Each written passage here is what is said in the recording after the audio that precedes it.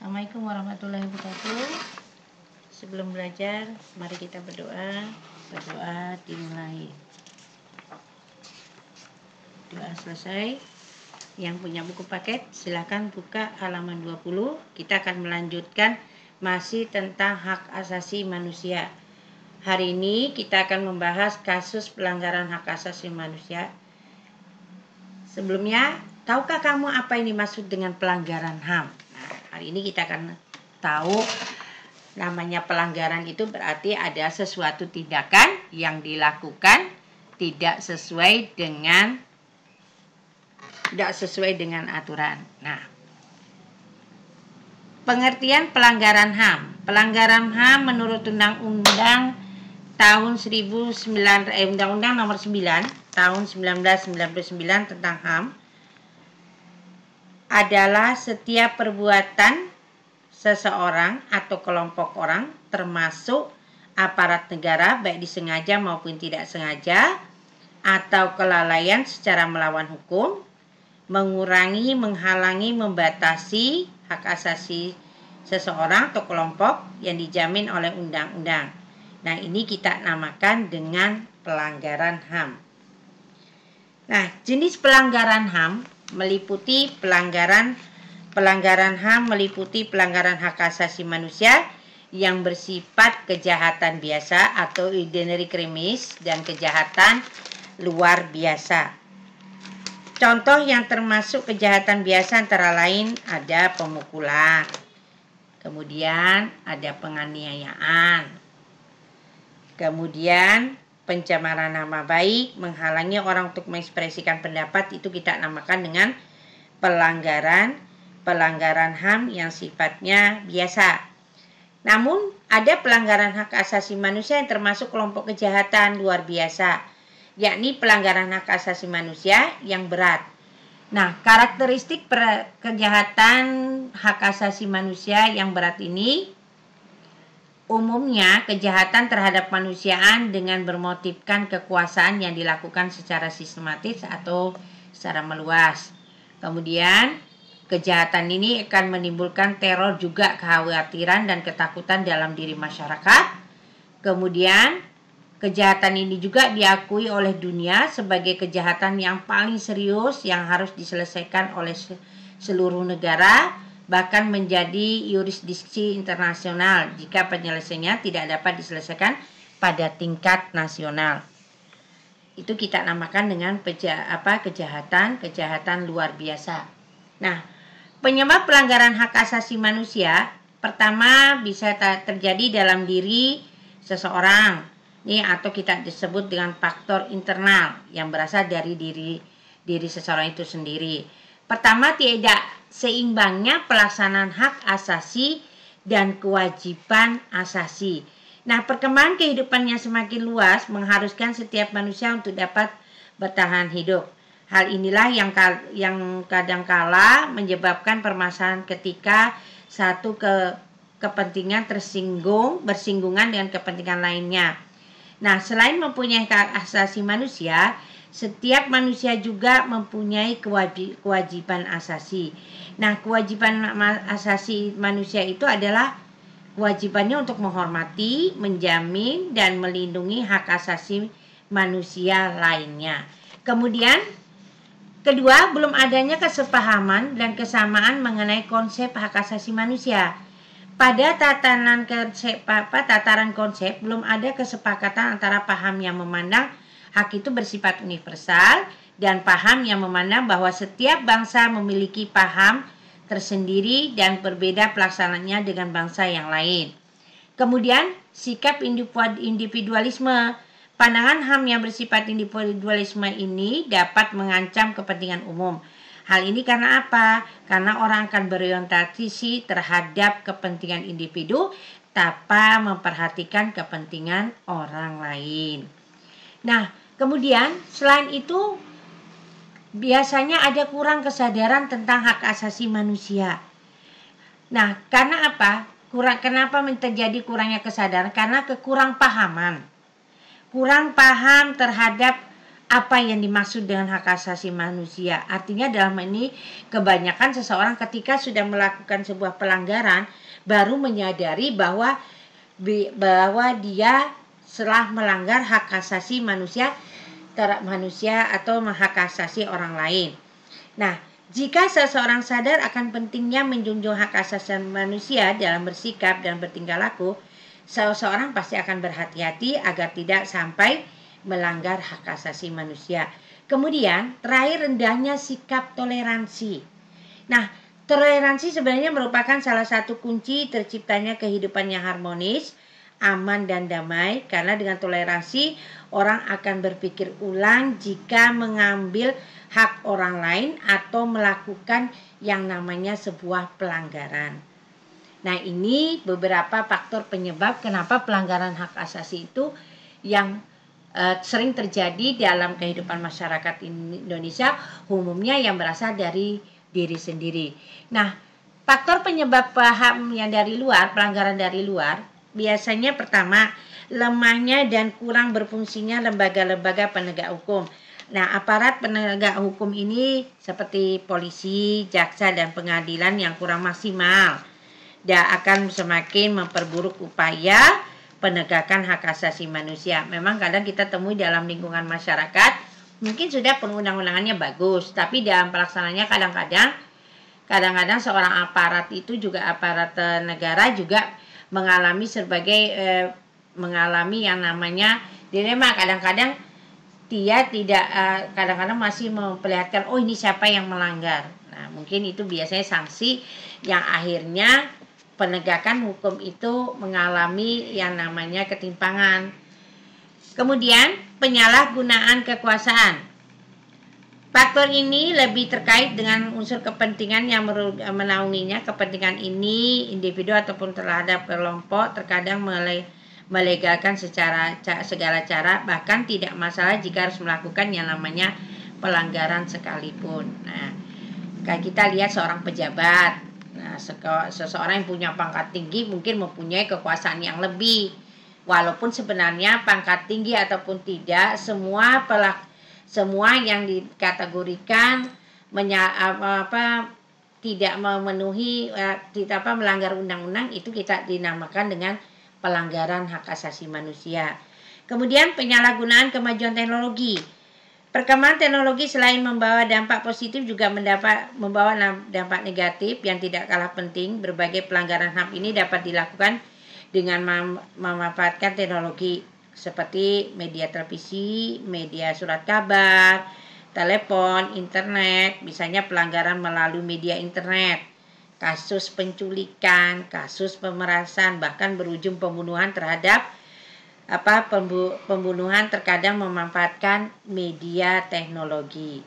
Nah, kasus pelanggaran HAM yang ada di Indonesia ini banyak sekali yang kita temui. Pertama, peristiwa yang terjadinya Tanjung Priok. Ini adalah peristiwa terjadi pada tanggal 12 September 1984. Peristiwa ini dipicu oleh masalah suku, agama, ras, dan antar golongan. Nah, di dalam peristiwa ini terjadi yang namanya pembunuhan, penangkapan, penahanan sewenang-wenang, kemudian penyiksaan, penghilangan orang secara paksa. Kemudian peristiwa Aceh. Peristiwa Aceh ini terjadi ketika daerah operasi militer diberlakukan di Aceh. Tragedi pelanggaran HAM ini terjadi diduga karena unsur politis pihak-pihak tertentu yang menginginkan Aceh menjadi negara merdeka yang banyak mengakibatkan tindakan kekerasan dialami oleh rakyat Aceh. Kali ini bisa dilihat dengan ditemukannya sejumlah kasus pembunuhan, penculikan, dan penyiksaan. Kemudian kasus terbunuhnya Marsina, ini adalah kasus terbunuhnya buruh pabrik PT CPS yang aktif dalam unjuk rasa untuk memperjuangkan nasib para buruh. Selain beberapa hari setelah unjuk rasa, Marsina juga ditemukan meninggal dengan tubuh yang penuh tanda penyiksaan dan penganiayaan yang dialaminya. Ini merupakan kasus bagi pelanggaran aparat terhadap para buruh pabrik. Kemudian kasus terbunuhnya wartawan Udin. Fuad Muhammad Safarudin atau Udin adalah seorang wartawan harian Bernas yang cukup kritis. Beliau meninggal setelah diserang oleh 2 orang laki-laki yang tidak dikenal. Ini penyerangan diduga karena penyelidikan dan penulisan beliau tentang kasus korupsi dan manipulasi. Kemudian peristiwa tragedi Trisakti dan Semanggi yang mengakibatkan korbannya 2 mahasiswa yang terjadi pada tanggal 13-15 Mei 1998. Ini tragedi umumnya dikenal dengan tragedi Semanggi 1, terjadi demonstrasi mahasiswa yang menolak sidang istimewa MPR. Nah, 1 tahun berselang tragedi Semanggi 2 tanggal 23 September ini juga terjadi. Para mahasiswa juga berdemonstrasi menolak Undang-Undang Penanggulangan Keadaan Bahaya.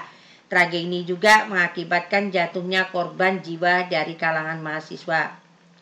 Kemudian peristiwa kekerasan di Timur Leste pasca jejak pendapat 1999, perubahan politik serta desakan internasional untuk segera menentukan nasib sendiri muncul, dan akhirnya ini menjadi bakal terpisahnya Indonesia terhadap Timur Leste.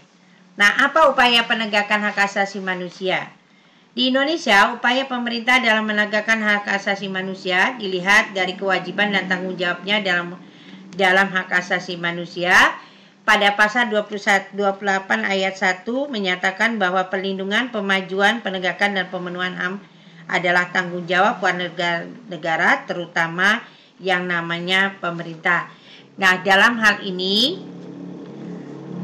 dalam hal pelanggaran hak asasi manusia ini, secara garis besar kewajiban negara dalam HAM ini ada 2 unsur pokok yang harus dijalankan, yakni unsur proteksi dan unsur realisasi. Proteksi atau perlindungan mengharuskan negara menjamin dan melindungi HAM. Contoh kognitif proteksi ini adalah negara membentuk peraturan perundang-undangan dan sejenisnya untuk memberikan perlindungan, pemajuan, dan pemenuhan HAM. Kemudian ada unsur realisasi mengarah kepada kewajiban negara untuk bertindak secara aktif dalam memenuhi hak asasi manusia.